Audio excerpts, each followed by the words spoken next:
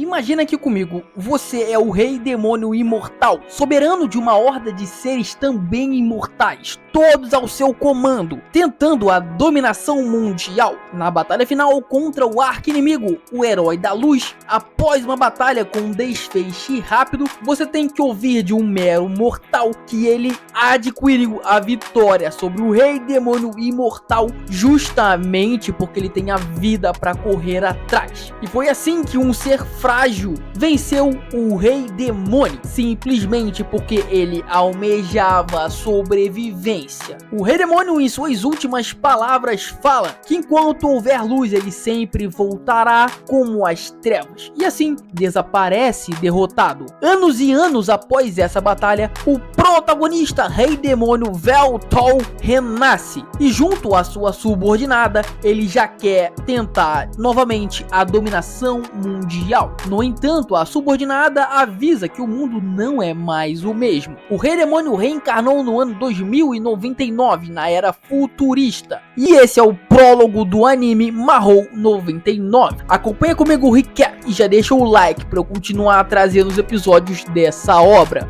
Após reencarnar, ele chega na cidade e tenta soltar uma magia de destruição em massa. Porém, ela é automaticamente counterada. E antes que a polícia chegasse, a subordinada com o protagonista se retiram do local do crime. E nessa fuga, o rei demônio vê a silhueta do seu antigo inimigo. Cortamos então para a subordinada explicando o que aconteceu enquanto ele estava no processo de reencarnação, que foi feito um acordo para cessar fogo com os humanos. Após uma explicação breve, a subordinada vai pegar água. Nessa hora, uma garota que domina uma espécie de luz começa a mexer com os telões da cidade. O rei demônio fica surpreso e aborda a menina. Com isso, pergunta o que ela fez com a dominação de éter. A garota não entende como ele viu o hacking dela acontecendo pela observação desse éter. E aí o protagonista ele se apresenta como o antigo rei demônio. Porém, a garota não acredita e se apresenta também como uma hacker qualquer. Ela explica o que ela fez. O protagonista ele quer aprender como é que ela fez isso e ele explica como. E ela fala e fala muito. O rei demônio então corta ela e pergunta se ela conhece o Marco. Então ela aponta para uma grande torre no centro da cidade, que é a torre aonde o famoso Marcos é CEO, ou seja, o chefão de lá. Chegando na torre, uma bela assistente do Marcos acompanha o rei demônio Veltol para eles poderem conversar. E nessa ida, ele pergunta sobre uma criatura que está espalhada pelo prédio. A secretária responde que é o mascote da empresa. E aí, eles chegam na sala do Marcos e é revelado quem esse Marcos é. Ele era um dos subordinados do rei demônio Veltol e ele é convocado para voltar à dominação do mundo ao lado do renascido rei demônio. Só que aí acontece a traição. Marcos não quer voltar a dominar o mundo juntamente com o rei demônio. Ele recusou essa posição. Cheio de ódio, então, Veltol tenta revidar, mas sua magia é counterada e a secretária ainda dá um golpe de espada nele, que ineditamente ainda fere o protagonista. Marcos fala que o rei demônio está fraco e não se juntaria a ele dessa forma. Em fúria total, o rei demônio lança outro feitiço, mas acaba sendo counterado por uma skill que anula feitiços. Afinal, o mundo avançou enquanto o protagonista rei demônio estava no processo de renascer e ele ficou para trás em muito desses avanços da magia e da tecnologia. Afinal, agora até quem não tem aptidão para magia pode usar recursos tecnológicos para utilizar a magia, que é o caso do Marcos. E esse apetrecho chamado magia foi desenvolvido para que o rei demônio Veltol não pudesse usar. Além de imortal,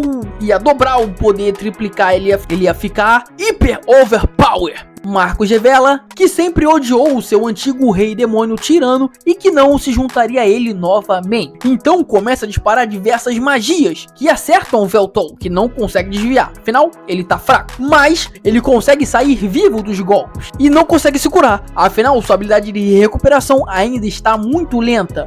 E para piorar e ferir seu orgulho, ele ainda apanha de um cara qualquer que ele esbarrou no meio da rua. Nessa hora, Mátina aparece para cuidar dele. ele. Ela fala que errou em não contar da traição de Barco, e Veltol responde que ele iria verificar a informação de qualquer jeito. Então Mátina leva ele pra base, que na verdade é um apartamento minúsculo que ela tem. Veltol vê toda a dificuldade que a sua subordinada está passando e elogia toda a lealdade que mesmo depois de tanto tempo ela ainda tem com ele. E assim se encerra o primeiro episódio desse anime, Mahou 2099.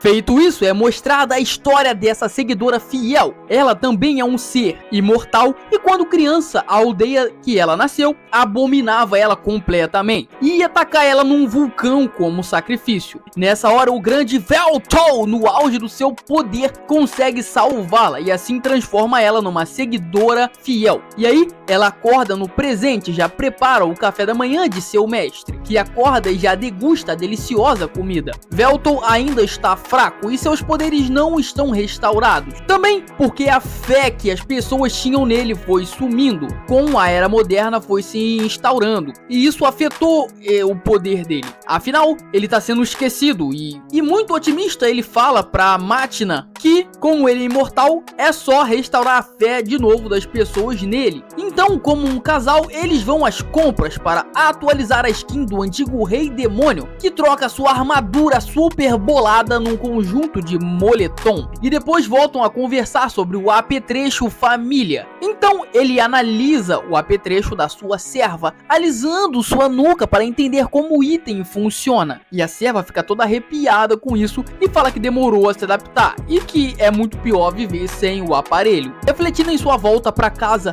Veltol decide arrumar o emprego para ajudar nas despesas e não acabar sobrecarregando Mátina. E também fala que ainda não desistiu de conquistar o mundo. Veltol sai então para procurar emprego e Mátina deixa um dispositivo carregado com dinheiro para ele não ficar necessitado. E então ele simplesmente berra para todos ouvirem que ele está procurando emprego. Um cara aborda ele e fala que ele tem que se registrar num lugar específico para poder conseguir emprego e dá um currículo para ele preencher. Dito isto, Veltol vai até esse local e entrega o seu currículo. Na entrevista são feitas diversas perguntas sobre magias e habilidades. No entanto, por não ter um apetrecho família, ele não consegue um emprego e começa a se sentir um bosta desempregado. A amiga da hacker aparece na casa para aconselhar Veltol. Seu nome é Takahashi. E aí, Veltol simplesmente pega a família dela e começa a acariciar também, deixando ela toda envergonhada. Ele sente uma diferença entre o dela e o da Mátina, e ele consegue fazer isso por conta da sua habilidade Olho do Rei Demônio e também porque ele consegue sentir o fluxo da mana, da mesma forma que ele conseguiu observar a habilidade Hacking da menina. Mátina pede ajuda pra amiga para arrumar um emprego pro Rei Demônio. Ele fala que é impossível, afinal ele não tem família, e a garota fica intrigada dele não ter um item para implantar. E aí começa-se a se pensar qual carreira ele poderia ter sem o apetrecho. E aí eles olham na TV. Sim, o Rei Demônio vai virar YouTuber. Sem muitas opções, Veltol aceita a proposta de virar um streamer. Afinal, suas opções são limitadas.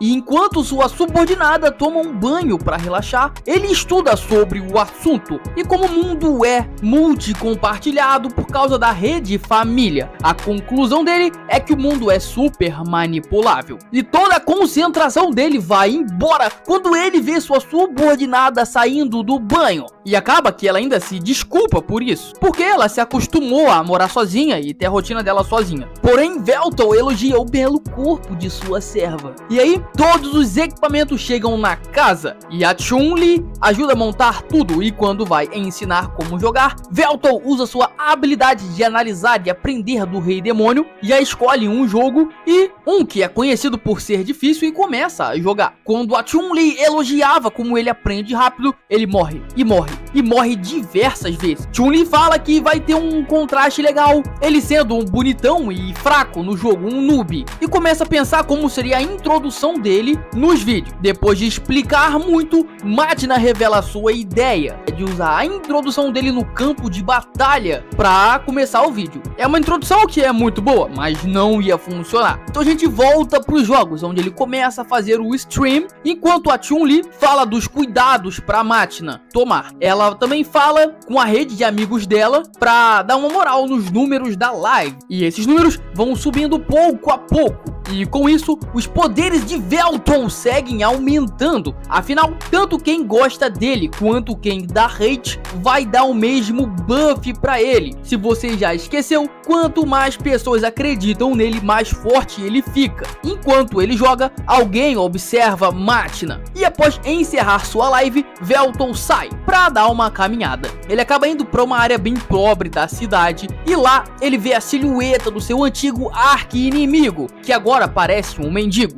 E quando responde ao chamado de seu nome, vamos pro clássico flashback, aonde mostra o exército de Velton aniquilando a família do herói, que agora está comendo lamen junto do Rei Demônio. Velton pergunta como ele ainda está vivo e Graham responde que por derrotar o Velton, a deusa o recompensou com a dádiva da juventude eterna. E depois que a Era das Guerras acabou, ele foi exilado e ficou vagando perdido no mundo. Afinal, agora o mundo não precisa mais de um herói. Graham pergunta por que Velton queria dominar o mundo, e a resposta dele é simples e impressionante. Ele queria a paz mundial, porque o mundo tinha diversos conflitos entre os mortais e os imortais.